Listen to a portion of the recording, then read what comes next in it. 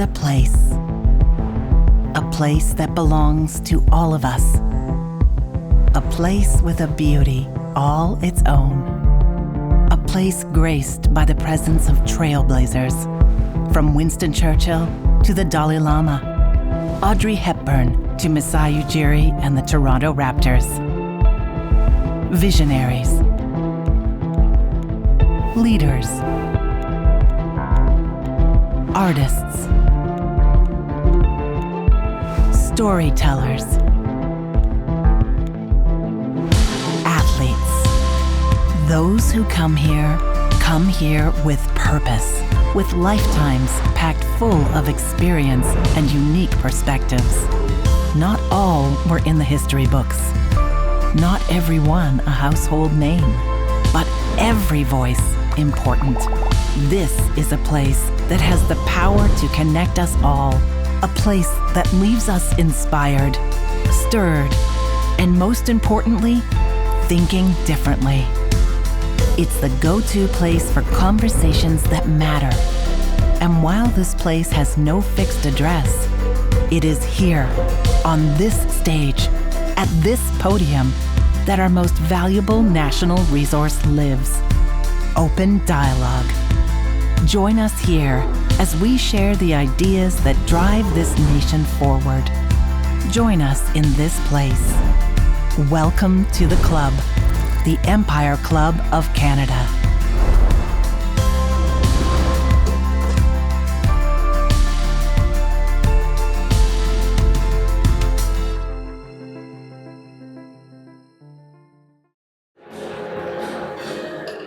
Good afternoon, everyone. I'm Jenna Donaldson, Chair of the Board of the Empire Club of Canada, and your host for today's event.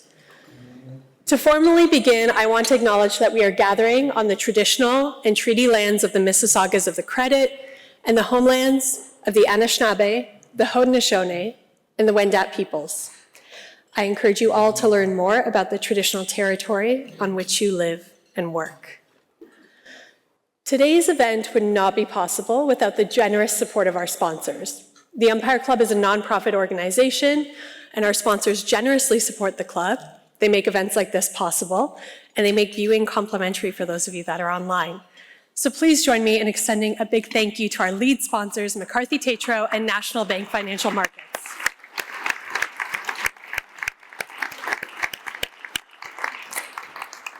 And thank you as well to our supporting sponsor for today's event, Level 5 Strategy. Thank you.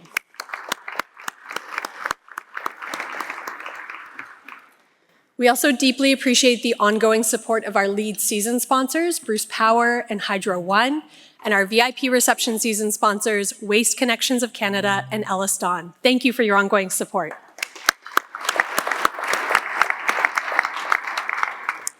And finally, thank you to our media partner, the Toronto Star, and our AV partner, Bespoke Audio Visual. We appreciate you.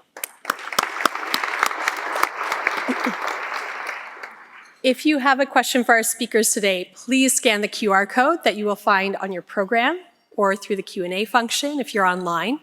For those of you online, if you require technical assistance, reach out using the chat function.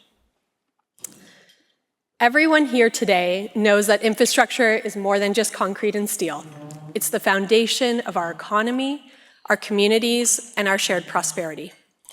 And as Canadians, we truly understand its importance and just how challenging it can be to make this happen. Look at the efforts to expand broadband to connect every corner of the country so that we can create new economic opportunities and improve people's quality of life. Or how our growing communities have made conversations about water and wastewater infrastructure commonplace in our national discussion on building more homes. Infrastructure is core to so many of the conversations we're having in Canada right now. And it's core to these conversations because infrastructure is more than policy. It's about people and how the choices we make today will shape Canada for generations to come. So today's conversation comes at a critical time, and it's an opportunity to explore how strategic investments can drive progress, create jobs, and ensure a more sustainable future for all Canadians. To help kick off this timely conversation, it's my pleasure to invite one of our lead sponsors to deliver opening remarks. Stephen Ferland is a partner at McCarthy Tétrault and here to open us up. Please join me in welcoming to the stage Stephen Ferland.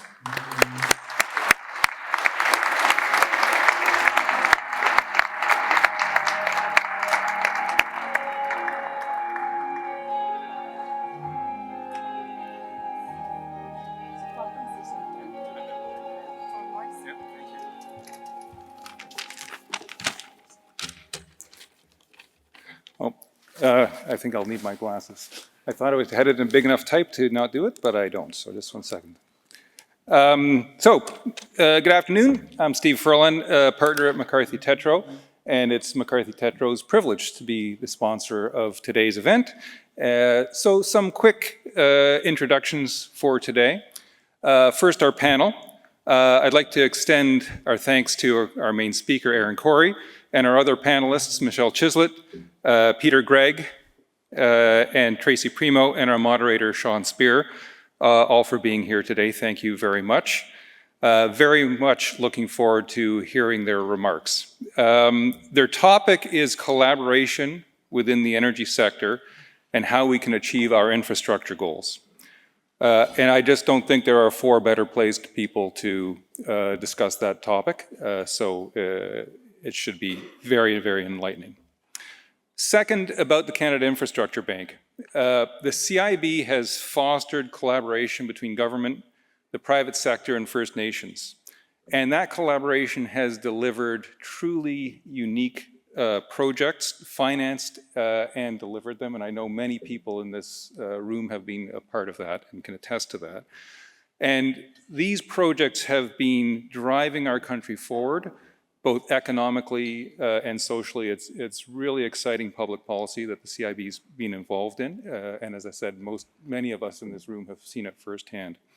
And I've seen it firsthand and had the privilege of working on a number of those projects. And we at McCarthy's have been truly privileged to contribute to that model of success.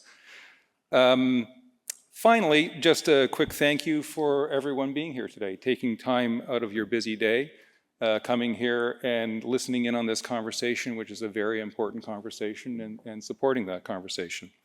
I hope you will enjoy what I think will be a very powerful and thought-provoking panel.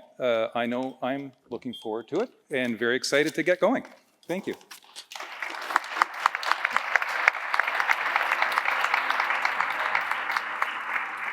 Thank you, Stephen, for opening us up. As you mentioned, today's topic, as with so many that we cover in this room, is critical to Canada's future: infrastructure investment and innovation.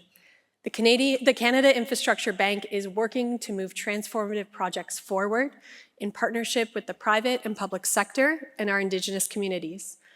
As Stephen mentioned, I'm delighted that we have its CEO with us today. Ehren Cory joined the CIB in 2020 with a focus on accelerating new infrastructure investment through partnerships with the private and public sector and Indigenous communities, and he's here to give us an important update today. So please join me in welcoming to the stage Ehren Cory.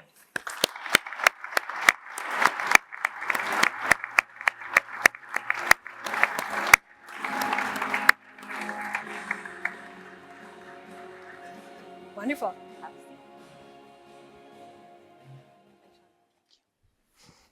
And I'm also delighted to introduce today's moderator. You all know Sean Speer. He is the co-founder and editor-at-large of The Hub, and he has an extensive background in public policy and economic strategy. It's worth also noting that today's conversation will be recorded for The Hub podcasts, a series of in-depth conversations on public policy, economics, and current affairs. So will you all join me in welcoming to the stage Sean Speer.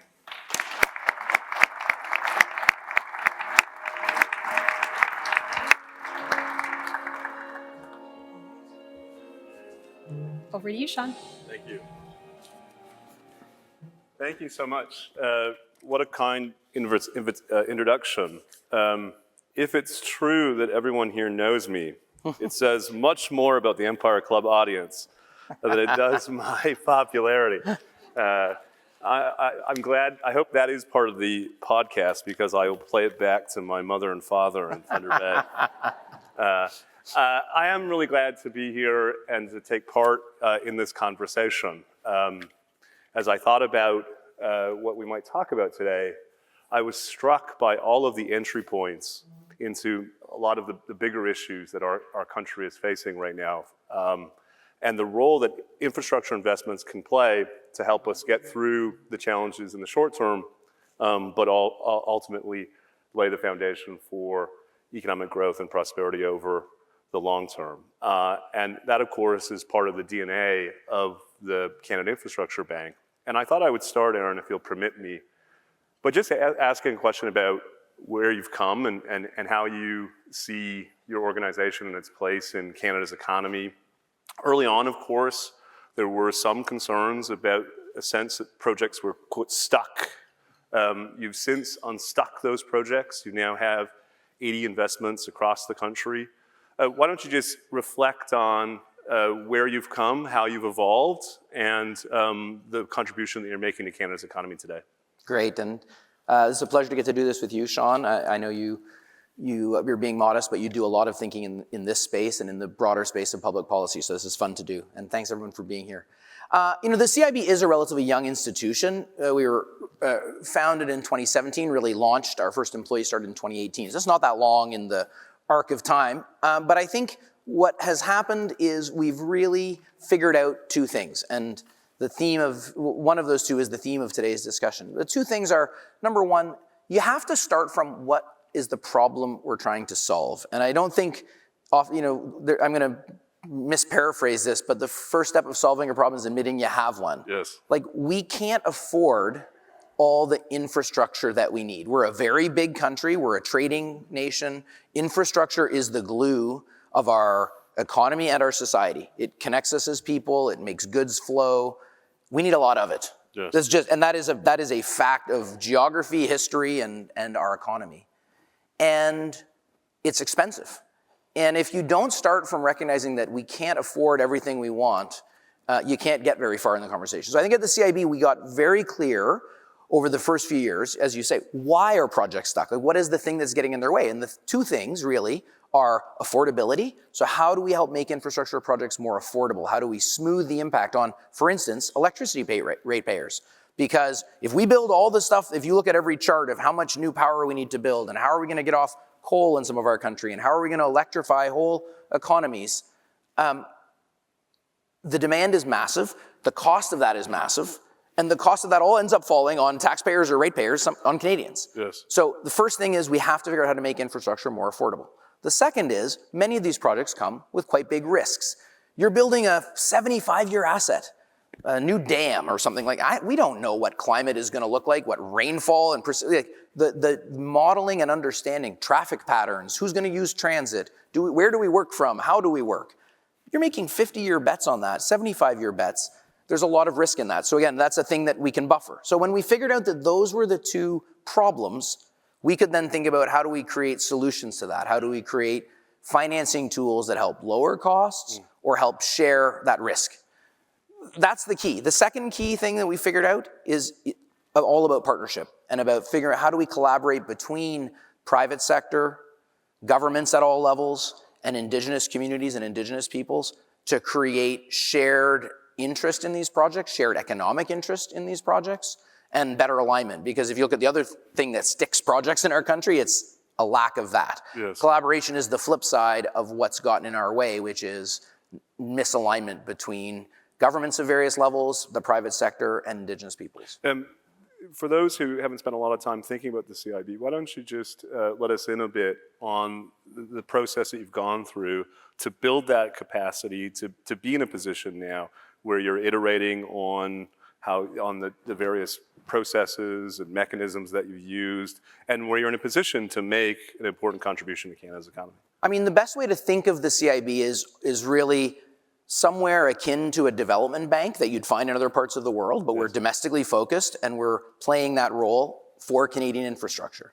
It's not a totally novel concept. You see versions of it all the way back to the 50s in Europe as they did reconstruction post-World War II. So we did not invent a new thing, but we've certainly, I think, taken it further and made it Canadian in the sense of thinking through partnerships across public-private sectors and in figuring out what asset classes matter to Canada. Yes. So we're not the only people to do it, but we're certainly doing it a very Canadian way. So we've built this capability now. We're a team of about 150 people, a number of them in the room today, and a big thanks to our team who work incredibly hard at the CIB to bring projects to life.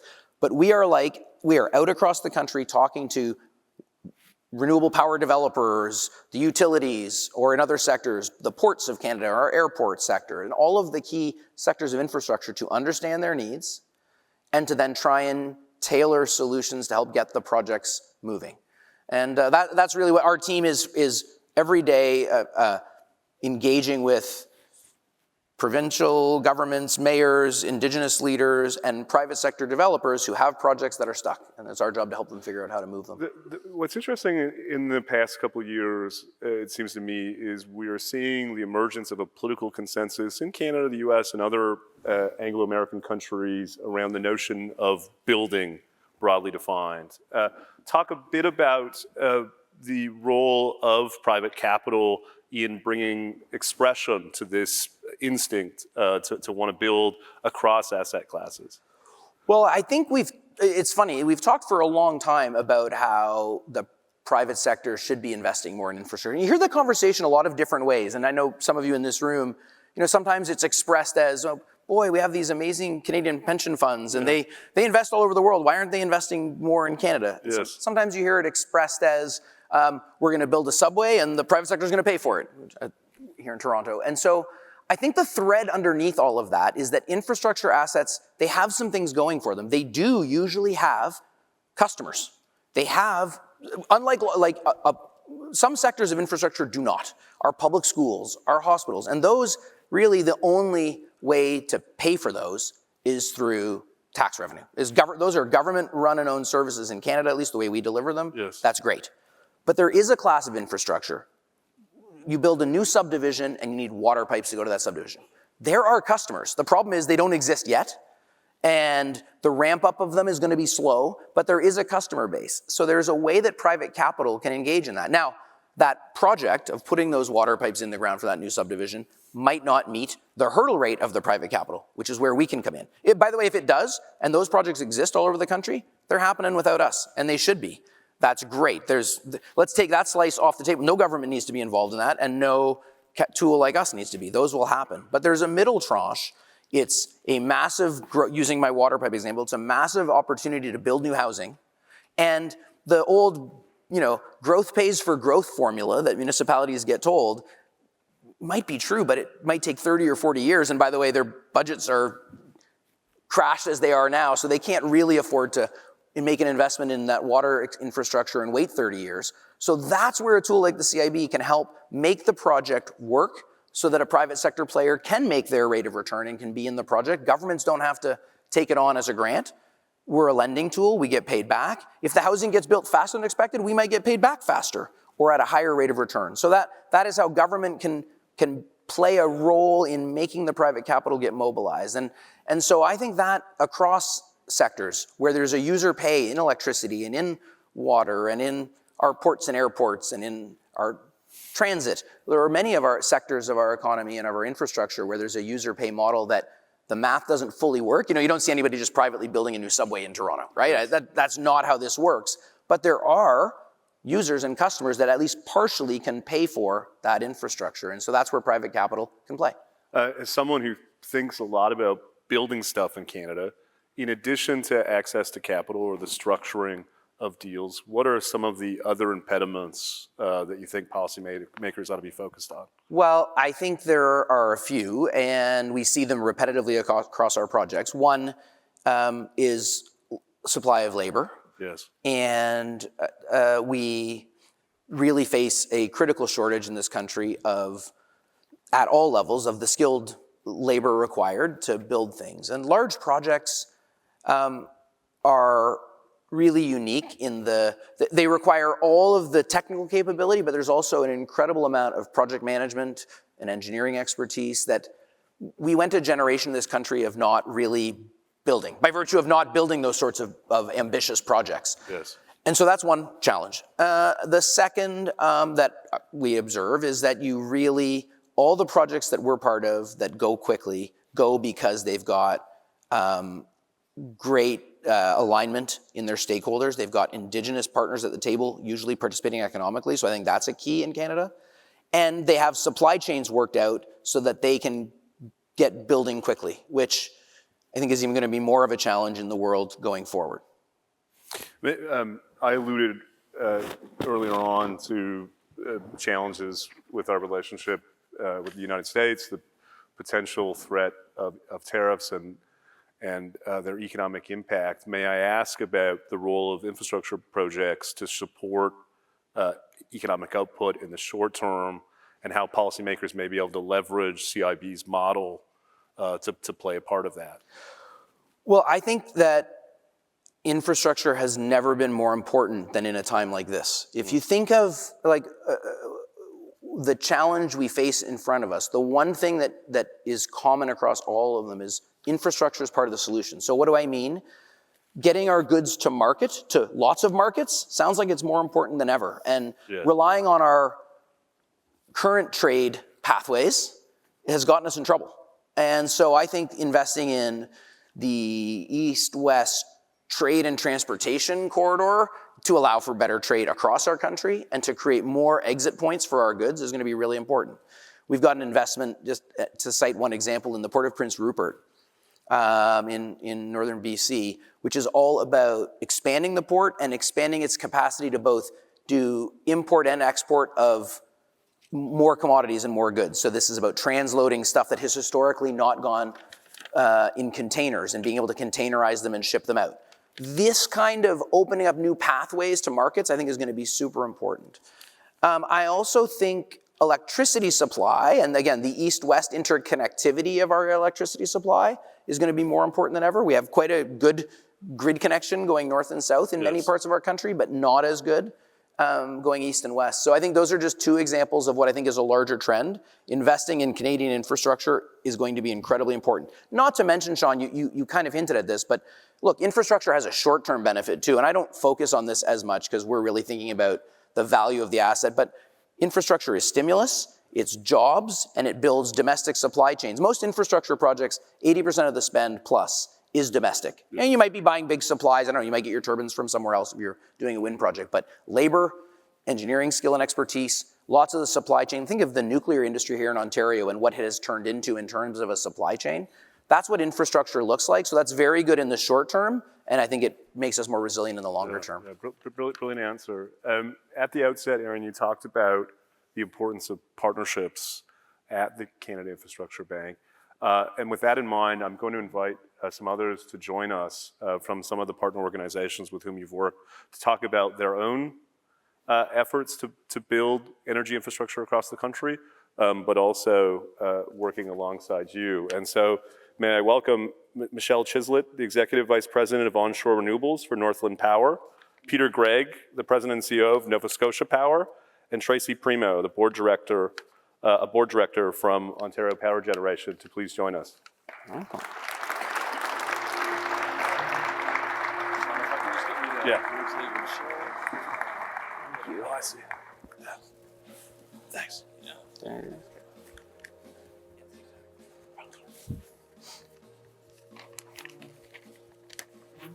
You get to see me.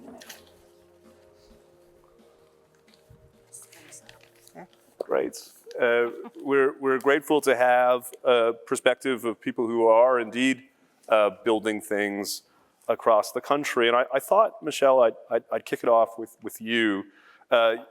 Your organization's involved in a major energy storage project that's a joint venture with a number of parties, including 6 nations of the Grand River. Tell us a bit more about the partnership and the lessons that some others across the country may take from it. Sure. And I think just to take a quick step back, so in the spirit of infrastructure, I think our organization, Northland Power, we're deploying $15 billion worth of infrastructure across the world. So we've got offshore wind in Poland, offshore wind in Taiwan, and then of course our flagship energy battery storage project here in Ontario. So for us, we're true believers in infrastructure and what it can enable. So Oneida is a first of its kind project, 250 megawatt, 4-hour battery project, really the first of its kind, as I mentioned, for many reasons, but one of them is because of the partnership. So several of which are here today. We've got a lot of the impetus of this project and the vision behind it was due to the original developer and our store, as well as the Six Nations of the Grand River. So I think Annette, Joe, you guys are here. Matt as well. So that was just a tremendous vision to have. And then as with every partnership, we firmly believe that the collaboration that happened as we sort of added on partners, Northland, we came on in 2022 and really helped with developing the rest of the project, the financial expertise in order to get us through financing, and also Aecon, who is not just building the project, but also an owner in it. So I think just in those, the description of the partners, I think you can see the expertise that gets brought in. And through any infrastructure project, but in particular, first of its kind, the path is not necessarily a straight one. And so bringing the strength of the partners to the table is really, really, really important. And then I'd be remiss to say, because I'm sitting beside you, but also because it's true, is certainly the risk profile of the project was something new. And in order to get us through financial close, really required sort of a creative approach to financing, and that's where the Canada Infrastructure Bank stepped up and was really a catalyst for making the project reality. So we are building it today. We're going through the last phases of construction. And again, we got here because of the strong partners and the collaboration and also of with CIB. So looking forward to later this year, making it operational and making it a true reality. Peter, do you want to follow up and just talk about the efforts by NSPI to build out Nova Scotia's energy infrastructure? Sure. We've been on a really interesting journey. I should first say hello to my Ontario friends. I'm originally from here, relocated to Nova Scotia, and it's so nice to see so many friends in the sector, and I come back. So hello, everyone. But yeah, we've been on a real journey in Nova Scotia in terms of it really transforming our grid. We have been traditionally reliant on coal as the main source of generation. And that started because it was a domestic resource. But we know we can no longer burn coal, and so the province is going through a process to essentially shut down coal by 2030 and replace it largely with renewable energy. And so, from a percentage penetration of variable renewable energy, we're probably world leaders, even though it's a relatively small grid. And things like our grid-scale battery project, it sounds familiar to the Oneida one, where we've got 150 megawatts of 4-hour duration storage under construction currently. The first 2 sites are under construction right now. Next one will be in service next year. And it was really the collaboration with CIB to enable us to do that. And we talk about the energy trilemma. It's got to be affordable, it's got to be reliable, and it's got to be decarbonized. And CIB really helps us with that in terms of the rate impact by coming in and offering innovative products. We also got some direct grant money from the federal government that has helped make that project more affordable. But also working with the CIB team to come up with tools that allow our First Nations partners. We've got all 13 Mi'kmaq communities are equity owners in the grid-scale battery project. And I know that's very similar to Oneida. And I think that has to be the way when we build these projects. And it has fundamentally changed our relationship with the Mi'kmaq. And it was through the tools that we were able to develop jointly with CIB that allows low-cost financing that basically the Mi'kmaq communities can turn into equity in the project. No, that's great. Tracy, as I understand, there's a similar story at OPG. Why don't you talk a bit about how you're building North America's first SMR and the collaboration with Indigenous communities and its importance in getting that project off the ground? Sure, thanks, Sean. So we are also in the first of a kind world. I was speaking at another panel this morning, and I said it's the biggest board question. The biggest board concern is around the first of a kind. But we're very proud to be leading that build. It's the DNNP Darlington New Nuclear Project. So it is. We have applied for the license to construct with the CNSC, and we expect to hear back on that within the next few months. But we're not just waiting for that. We're preparing the site already. We've done a lot of work in that area, getting ready for what they call pre-assembly building. And we expect to have the first SMR commercially available on grid by the end of the decade. And then we are already planning and getting ready for the next 3.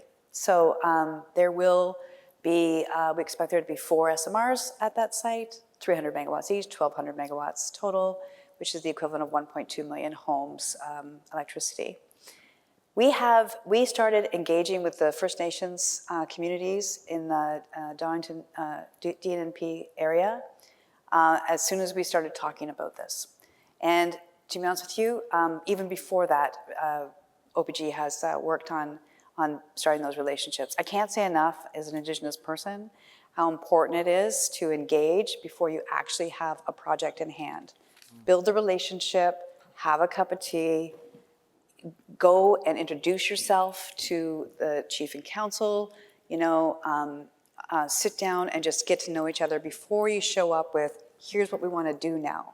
You want to build that relationship first before you come with your hand out or either asking or partnering, which is really, the goal for OPG is to have not just procurement opportunities, employment opportunities, but equity partnership opportunities. And the reason that we're able to move ahead on that is because we started engaging early and often and transparently as well. I will add that. I also want to mention that to your point, Michelle, about collaboration, this project has what they call I'm going to get it wrong, IPD, I think. Is it IPD? Yep. Okay, thank you. My OPG table's over here. So it's 4 companies, OPG, Atkins Realis, Aecon, and GE Hitachi together are running this project to build this first SMR. So there's leaders from each of those companies at all of the decision-making tables, and not just at the top, like at the executive table, but project leads, project managers. All 4 of those companies are coming together and making those decisions. So it's not like OPG's, telling everybody else what to do. They're making those decisions together. And I also should mention the working with the CIB on this project has been another collaboration that we've been able to do, and we hope to do more in the future. Ehren, a through line to Peter, Tracy, and Michelle's observations is the role of Indigenous participation. Talk a bit about how the CIB is facilitating that type of participation, particularly with respect to energy infrastructure. Sure, so in general, I'll just do quickly. There's 2 ways that we're really focused on this topic. Firstly, I should say, shortly after I started in the role, we got direction from the government that we have $35 billion of money the CIB is meant to be investing across projects, and as you talked about, we're about $13.5 billion of that committed so far. So we're kind of a bit past a third of the way of our portfolio committed. We got a direction in 2021 that said there needs to be meaningful Indigenous participation, and so we were given a target of at least across that portfolio, at least $1 billion of that in benefit of and in the participation with Indigenous communities. And we're at about somewhere around 600 million today. And so we're gonna well exceed that $1 billion target. That's a floor, not a ceiling, I often say, and we're well on track just in the projects that we currently have in our pipeline to go well past that. There are 2 things we're doing. One is what we call Indigenous community infrastructure. So this is not really power related, but this is wastewater treatment facility that allows a community to expand. It's road network and infrastructure, or the enabling infra to add houses to reserve. Those we really had to, our original minimum investment size was $100 million of our money, which usually means a project of $200 to $300 million.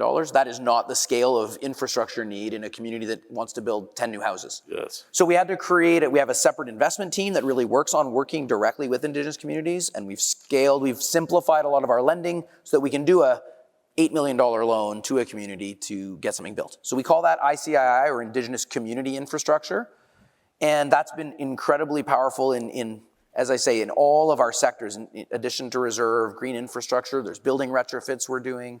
So that's really exciting. The other thing is, as Peter mentioned, and our project, the battery storage project in Nova Scotia was our first of this, what we call Indigenous equity lending. So this is where we will lend money to an Indigenous community or economic development corporation so that they can buy a stake in the project. We're lending them the money. They're putting in some of their own money as well. There's always some amount of shared skin in the game. So Indigenous communities with a loan from us are getting equity in these projects and being meaningful, therefore, participants economically in the projects. And as I said, the battery storage projects were the first. We're now seeing that in wind and solar procurements across the country. I think future transmission projects will look that way too. Because I think, as many people have said, I think I've heard you say this before, Tracy, like there are no electricity projects in this country that aren't cut across or in Indigenous lands. So I mean, it's not about having a seat at the table, actually, it's your table, and we get to be at it. So I think it's almost just a fact that that's how projects are getting done now. It seems to me, just if I can make an aside, that those types of innovative financing arrangements don't only ensure that the benefits of those projects are broadly distributed and benefit those communities over the long term, but they also serve the purpose of satisfying constitutional and legal requirements that these communities are properly consulted. If they become equity partners, then ostensibly by definition, they've been consulted sufficiently. And so it seems to me there is a win-win opportunity both for those communities and for the country as a whole in order to get these projects moving. I want to put a question to Michelle and Peter. I said at the outset that as I was preparing for today's conversation, I was struck by the various entry points into some of the broader policy discussions we're having as a country right now. Why don't you both reflect on how progress on interprovincial trade barriers would benefit our capacity to build? Want me to go first? Sure. Sure. Well, Premier Houston, I think, has acted first of any of the premiers across Canada where he's introduced legislation to actually break down the provincial barriers we've got, to think more regionally, think more nationally, and have that economic flow go across the east-west rather than north-south. And I think it's an idea that we need to replicate across the country. I think, too, that we need to be thinking more regionally as we think from an electricity sector perspective. You know, we've got a subsea cable that we own that connects us to Newfoundland. So we get access to the vast hydro resources in Labrador, and that helps us decarbonize our grid in Nova Scotia. We're also blessed with incredible onshore and offshore wind resource in Nova Scotia, but it needs access to a market. It's far more than we could ever use domestically in Nova Scotia. And I think, you know, that looking east-west in terms of thinking regionally around resource development and making those required connections through utility corridors or whatever you want to call them, I think is an incredibly strategic opportunity now. I think Atlantic Canada is at a strategic sort of inflection point. Yes. To be able to provide a lot of those green electrons to other parts of the region. And I hope that, you know, what we're seeing south of the border is an impetus for us to actually think more regionally across Canada and think more nationally. Tracy or Michelle, do you want to weigh in? One thing I would add to that, because I think it would echo all the sort of interprovincial connections, especially from a transmission perspective, is as we think about building out infrastructure for our business, it's things like that. It's also regulations. It's labor. So being able to move labor from one part of the country to another is actually very difficult. I mean, I'm an engineer, but like you know, engineers who practice and are licensed, you know, moving from one province to the next is. There's different nuances, and I think that is a theme for us as Canadians as we reflect on this next, you know, stage of infrastructure build. Is how can we get out of our own way in terms of updating regulations and standards and actually making them more cohesive?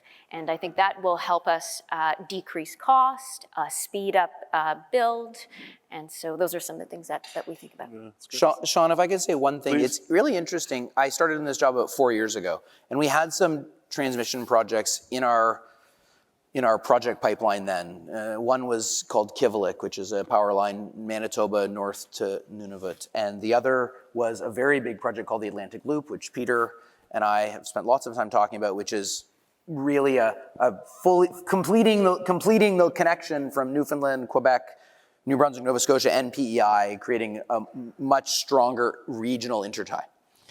And in both of those projects, and when I joined the job, I heard those are just the first two. You also need wires BC to Alberta and Manitoba to Saskatchewan. And the theme of all of them was kind of, there's a clean, quote unquote, province next to a dirtier province, and we'll take the clean electrons and replace the dirty, right, Peter? It was, and I remember as, that's 2020. Today, if you think about just the loop concept, just to use one example, I remember a meeting Peter and I were in where Hydro-Quebec said, actually, we think we will import more on this line than export. Like, it's not just about taking Quebec power and selling it to Nova Scotia. We actually, your wind is, you're gonna be selling your wind north. And my point is just, infrastructure, given its incredible, you know, wires are gonna be there 75 years, it's sometimes hard to predict exactly what they're gonna be used for, because same thing on Kivalliq, actually today what you realize is there's incredible wind resource in the north, and you could be exporting power to southern Canada. And again, when that line was conceived, it was almost unidirectional. We were just gonna flow electrons north. And so building these grids, I think, are gonna make a huge difference, because trade patterns, I think, are quite unpredictable. Yeah, well said. Tracy, I want to put a question to you. OPG, of course, has ambitious capital plans moving forward. Canada's per capita energy consumption is amongst the highest in the world, and there's reason to think, given changes in our economy, demand is going to continue to rise. Talk about the importance of a blended financing model to deliver on OPG's capital vision and future demand from Canada's energy infrastructure. Well, I think that obviously working with organizations like CIB, Canada Growth Fund, Ontario Building Fund, all of these are opportunities for us, like, as Peter was saying, to work together nationally on the focus on increasing Canada's energy. OPG is obviously Ontario-based. However, we do work very closely with Quebec Hydro, Manitoba Hydro, and we are looking to build nuclear in other provinces. I haven't talked Peter into Nova Scotia yet, but I'm working on him. We can chat. Yeah, and I'll just add a point about Indigenous financing, if I can, Please. Sean. So both Alberta and Ontario have had a guaranteed loan program for quite a few years. And finally, the federal government also is launching one very shortly. And what that does is it gives First Nations communities the opportunity to also go interprovincial, to go national. So they can go to the federal guaranteed loan program and get that funding, along with funding from these other organizations I'm talking about, like Ehren's, and they could build a transmission line across Manitoba and Ontario, or hydroelectric opportunities across BC and Alberta, whereas before it was very provincially controlled. Yes. And now this opportunity is going to be a great opportunity for First Nations across the borders as well, whereas before they were somewhat controlled by those loan opportunities in their provinces. And the reason that's so important is because of the Indian Act. First Nations communities cannot get loans based on their land. Yes. It's against the law. And so having these mechanisms like CIB, guaranteed loan programs, Canadian Growth Fund, whatever they may be, are really important to get these First Nation communities involved in that first equity piece, and then, making generational change happen in those communities. You're here, well said. I want to ask the group a question that's come in from the audience. The individual says that historically natural gas prices have clung to the inflation rate, while electricity prices have tended to exceed that growth rate. How do these types of partnerships, including with the Canadian Infrastructure Bank, ensure this trend is slowed or mitigated? Do you want me to go first? Please, sure. Sure. It has been a challenge for many of us across the country where, the transition away from fossil fuels, more extreme weather, requiring upgrades to our systems is all driving cost. And And it has been a challenge for a lot of us. And you see across the country a ton of pressure. I was reading in the Globe today that, Alberta, the one open market in Canada, has seen a 40% spike in electricity prices in the last number of years. And so, where CIB comes in, I think, is that trilemma of, you've got to have reliable, you've got to have clean, but it's got to be affordable. CIB has been important in terms of providing us with low-cost financing opportunities that reduces the overall cost of that. But I think it's all about collaboration and partnerships. And so, having our First Nations partners in, also, we've worked really hard to get federal grants where we can too, but also leave room for, I'm an investor-owned utility. And so we've got a shareholder that wants to invest too. So it's finding opportunities to find pieces that get the infrastructure built, but get it built at the cheapest cost possible. Michelle, do you want to? I'd add to that, I actually think there's been underinvestment in a lot of our grids, right? So I think what we're talking about is growth, but even just to keep the infrastructure that we have right now needs a tremendous amount of investment, which I actually just think makes this theme even harder for all of us. And so I do think this is, where government plays a role for, enabling infrastructure. I think the CIB plays a role in sort of lowering the cost of an infrastructure build and upkeep that is just so important. So we see this front lines because we spend a lot of time in communities and listening to people who, are feeling the brunt of rising costs. And so how do we keep it clean, keep it affordable? There's no one magic answer to that, but certainly on the forefront of our minds, and I think what is being put to our generation and our industry. Yeah. For a lot of infrastructure, Sean, it is really chunky.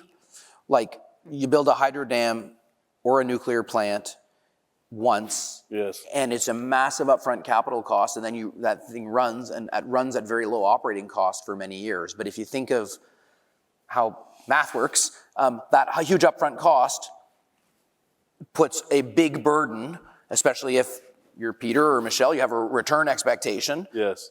It really makes the economics challenging. Gas is a little different. A lot higher proportion of the cost is actually the operating cost. It's the fuel source. Yes. But you don't have to put billions of dollars out of pocket today. You can build so I think the chunky nature of the industry and the fact that we've underinvested in our electricity, both generation and transmission for a lot of time. We had a massive wave of building it, but it's like a long time ago. And we're now in a period of needing to really reinvest. That is the challenge that this industry in particular faces, and that's why the CIB, I think, can help play a role. Ehren, if I can put a question to you, it's come up a lot from those in attendance, and it's a subject of housing, and the extent to which the CIB's financing tools may be deployed for the purposes of helping Canada meet its goals around housing construction. Do you want to reflect on that at all? Sure. I mean, the way we think about it is there are many things that are contribute to the housing crisis we find ourselves in. Yes.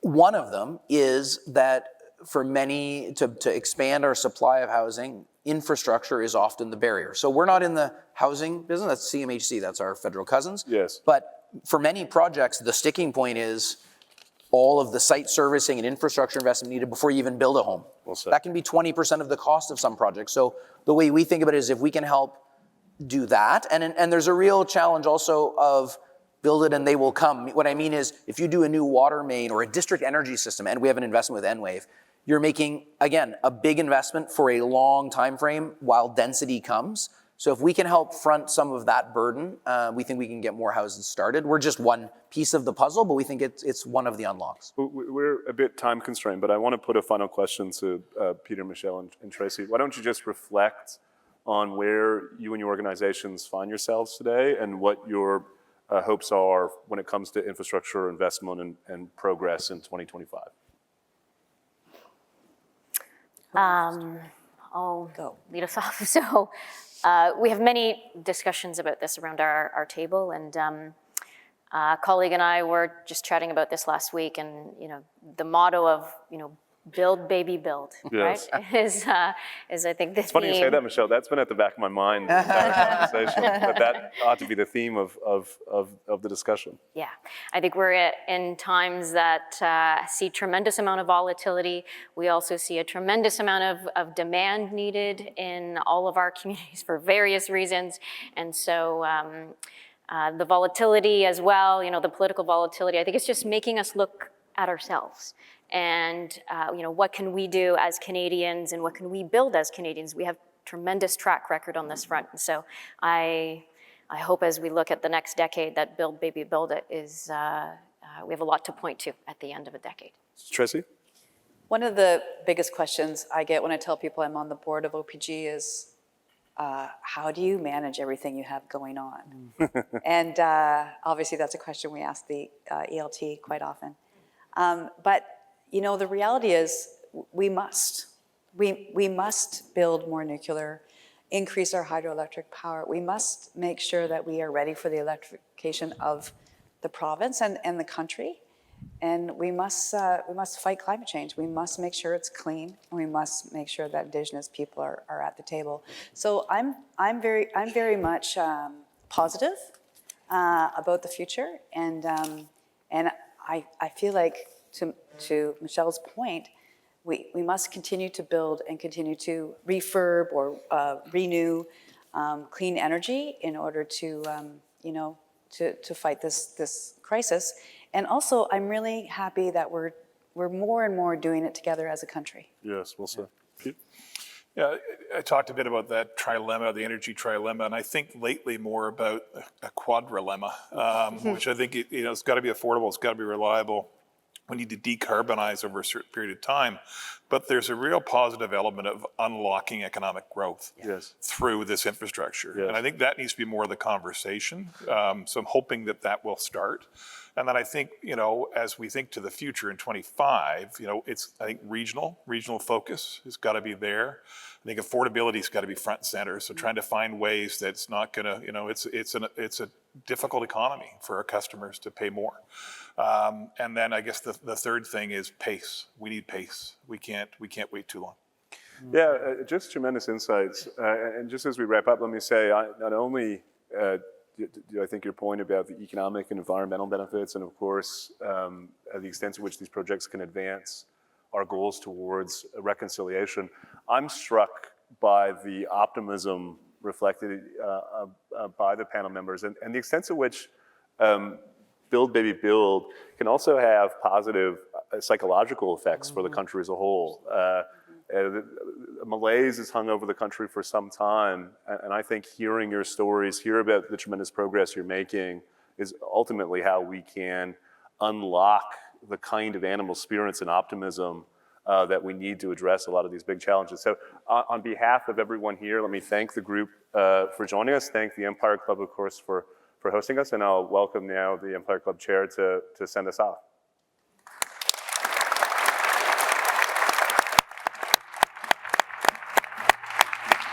Do we exit? Thank you, Sean. Thank you, our panelists. I'm going to invite you to take your seats. Really appreciate that discussion. Let's give them one more round of applause, please.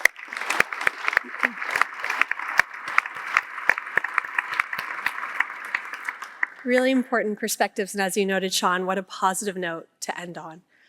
I'd now like to invite one of our lead sponsors, Peter Hepburn, Managing Director, Head of Global Power and Infrastructure Financing, Fixed Income at National Bank Financial Markets, to the stage to deliver a few words of appreciation. Join me in welcoming him. Thanks, Peter. Podium's yours.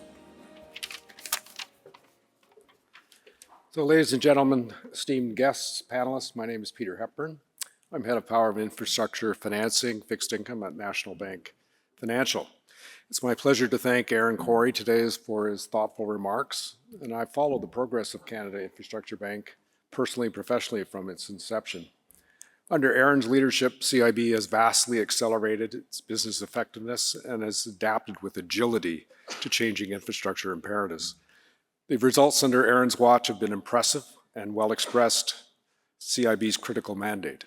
I'm pleased to say that my bank's transactional experience is positive, recent, and constructive, providing tangible examples of crowding in capital to fund essential infrastructure development.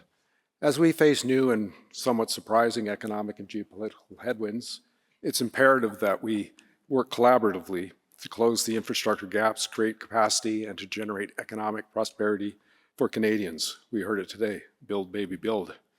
To our esteemed panelists, thank you for your invaluable insights, expertise, and thoughtful perspectives. Your input has enriched our understanding of how we are doing and the work yet to do, especially east-west, that sort of thing, in addressing our infrastructure needs. Thank you to Sean Speer for his skillful interviewing and moderation guidance today. And thank you for the Empire Club of Canada for hosting this important dialogue on critical power and infrastructure issues. Finally, I want to express my gratitude to all of you for your presence, the engagement today. This event will be meaningful for the conversations and continued engagement engendered by the discussion we've had today. Thank you, have a great day, and build, baby, build.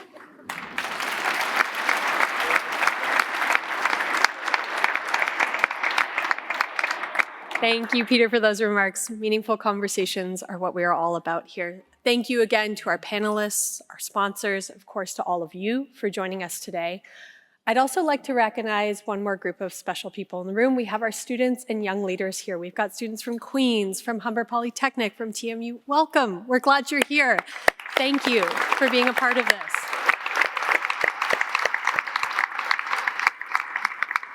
To stay connected, please subscribe to our newsletter, scanning the QR code that you will find on your tables. I hope you'll join us for some of our upcoming events. This Thursday, Dr. Joss Reimer, President of the Canadian Medical Association, will be highlighting some of the challenges and ways to close the primary care gap here in Canada. That will be followed by a conversation with Kelly Grant, health reporter at the Globe and Mail, discussing key healthcare issues with Dr. Reimer, Dr. Dominic Novak, and Dr. Ogista Horn. So that's going to be a really important and timely conversation as well. And if you were intrigued by some of what Tracy was saying, on April 10th, join us for an insightful conversation with Nicole Butcher, President and CEO of OPG. This will be her first major address as President and CEO, and she'll be outlining how OPG plans to help grow Ontario's economy and energy sector supply chains through first-of-a-kind technologies, new generation developments, and one of the nation's largest refurbishment programs. Tickets for both events are on sale now. As a club of record, all Empire Club events are available to watch and listen to on our website. And of course, today's will be on the Hub podcast as well. So a recording of this event will be available shortly. Thank you all for joining us today. I wish you a wonderful afternoon ahead. This meeting is now adjourned.